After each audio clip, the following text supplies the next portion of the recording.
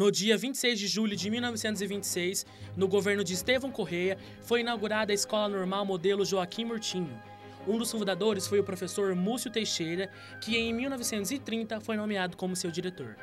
O nome da escola homenageia o médico Joaquim Murtinho, nascido na cidade de Cuiabá no dia 7 de dezembro de 1848, no estado de Mato Grosso. Filho de mãe mato-grossense e médico baiano, fixou-se na residência do Rio de Janeiro e ainda adolescente para completar os estudos no Colégio de Padre Paiva em 1864. Quando a escola normal foi inaugurada, não havia professores campograndenses. Então vieram professores de Cuiabá e de São Paulo.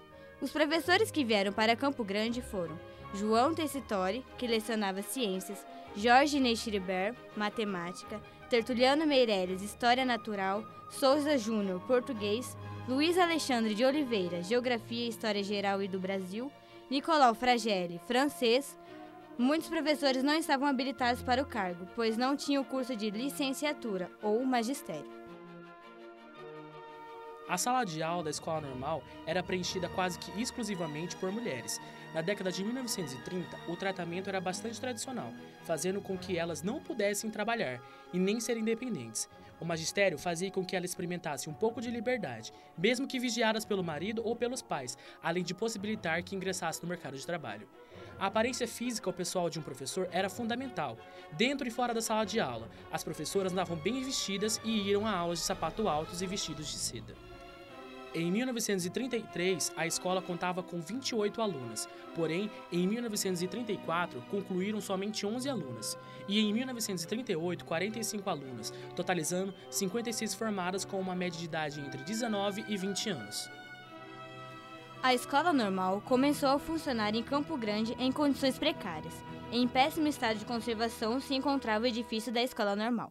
A impressão que se tinha ao entrar na escola é desoladora. Necessitava de uma limpeza geral, assim como a reparação das vidraças da janela, que estavam todas quebradas. Edifício acanhado, sem lotação suficiente para nele funcionar um grupo escolar, pois somente 6 salas de aula estariam em condições para ter a aula. A direção passava por vários embaraços para nele fazer funcionar as 2 outras escolas anexas. No próximo ano, com a promoção dos alunos do primeiro ano para o segundo ano normal, a diretoria não conseguiu uma sala para colocar esses alunos. Registra-se também a falta de mobiliário como carteiras, mesas e cadeiras para os professores, e as que existiam estavam em mau estado de conservação. Além de tudo isso, ocorria atraso na liberação de recursos para a compra de material didático necessário ao cotidiano escolar. No ano de 1940, a escola normal foi fechada devido à reforma educacional do governo Júlio Miller. Quase 10 anos depois, no governo de José Marcelo Moreira, o ensino normal era reestabelecido oficialmente no estado, pelo decreto 834 de 31 de janeiro de 1947. Assim, o presidente do estado, Arnaldo Estevão de Figueiredo, reabriu em 1948 a Escola Normal Joaquim Murtinho, no município de Campo Grande, que havia permanecido fechado durante 7 anos. A interferência política causava instabilidade aos professores nas escolas públicas, pois muitos eram demitidos quando um determinado partido vencia as eleições, no caso de integrarem outro partido.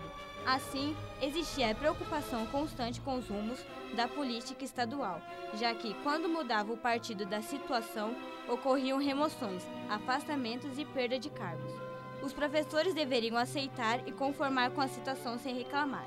A vida do professor era bem difícil, não se podia reclamar de nada, não havia greve, quem não estivesse satisfeito que caísse fora.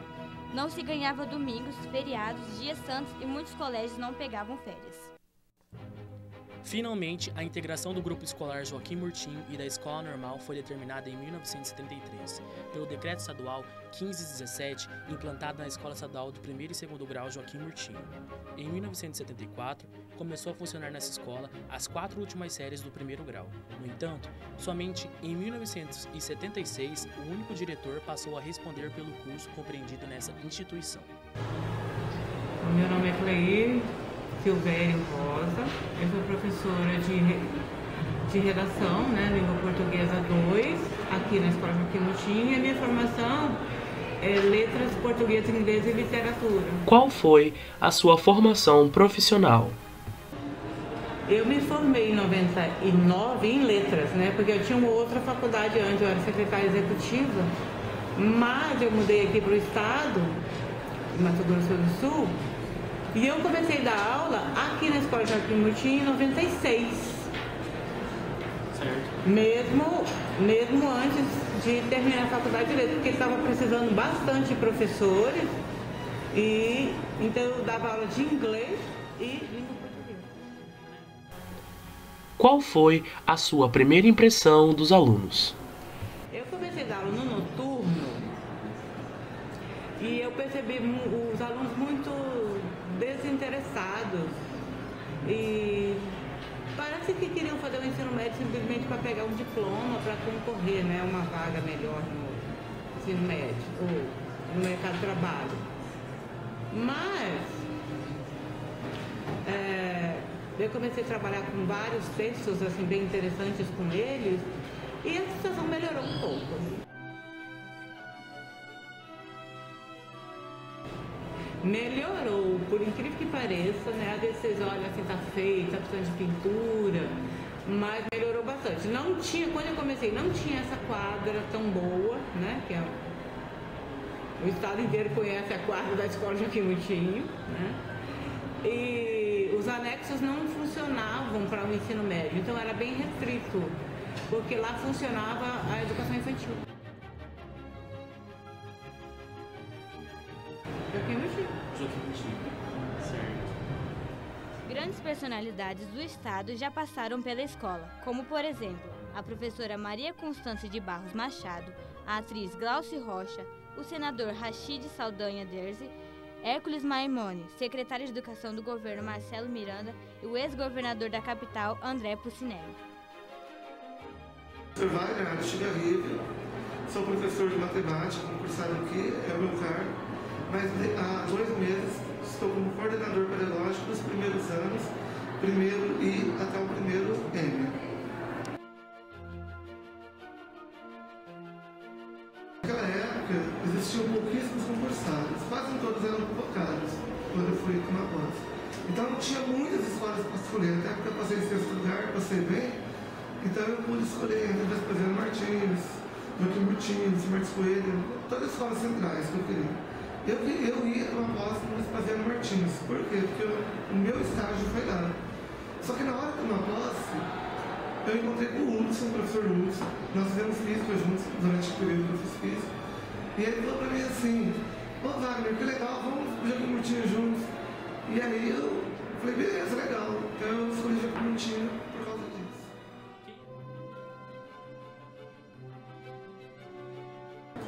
A escola mudou muito. Nossa escola naquela época, ela era, como toda a rede estadual, né, rede pública, ela era viciada. Ela era viciada só em aula tradicional, não tinha novidade nenhuma na escola. A estrutura física também era, de certa forma, precária.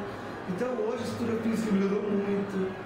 As aulas não são mais só as aulas tradicionais, nós temos vários recursos. Vocês são testemunhos dos recursos tecnológicos que existem. Não existia sala de informática.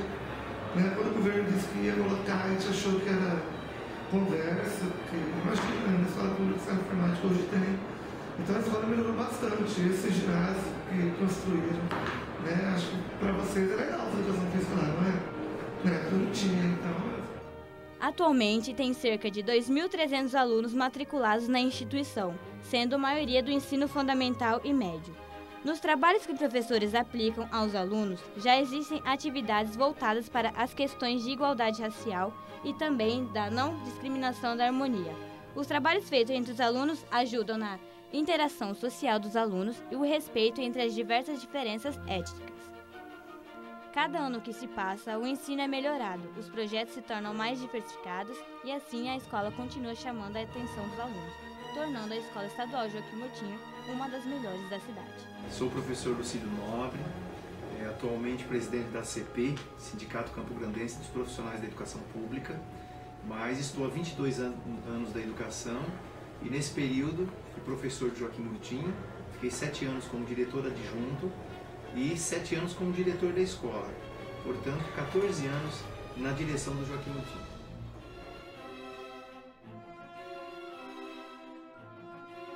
professor Orion sempre valorizou os projetos, né, a interação dos alunos com a comunidade, inclusive as mostras de vídeos, né, vêm sempre pessoas de fora, a família está presente na escola, outros profissionais, e serve como instrumento também de aprendizagem aos alunos. Né, quando você vai a campo, fazer as entrevistas, conversar, dialogar, né, pesquisar para poder... Você se torna, inclusive, um pesquisador e você toma gosto de, futuramente, vocês estão com um pé na universidade, né, deveriam, e acho que vão fazer muito isso, ir a campo, né, buscar o conhecimento que não está só dentro dos livros, mas você vai na prática. Então, a mostra de vídeo ela possibilita o aluno aprender muito na prática.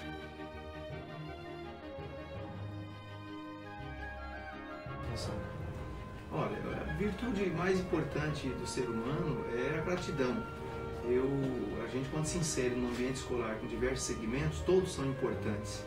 Então, aquela liderança que tem o espírito da gratidão, de agradecer sempre, entender que todos os segmentos da escola são importantes, independente do que ele faz, seja lá corpo docente, discente, ou seja, aluno, professor, limpeza, enfim, né, se é o patrimonial que cuida da escola, se é a tia que serve a merenda. Então, acho que isso é uma grande virtude no gestor escolar, a gratidão e também a sensibilidade, né, poder reconhecer as dificuldades de cada segmento na hora de exercer a sua função.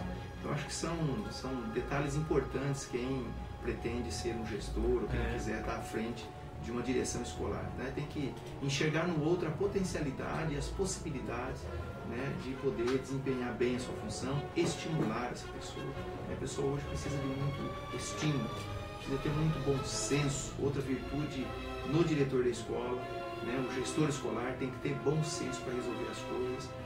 Né? Dentro de uma escola não dá para você resolver tudo a ferro e fogo, levar tudo ao pé da letra, o regimento, o estatuto da criança e do adolescente, seja a Constituição Federal, o Estatuto do Servidor Público. Então, o diálogo, importantíssimo diálogo, uma virtude muito grande, né, do diretor escolar. Teriam várias outras, mas o diálogo, a sensibilidade e o bom senso e o espírito de gratidão são características fundamentais no gestor escolar.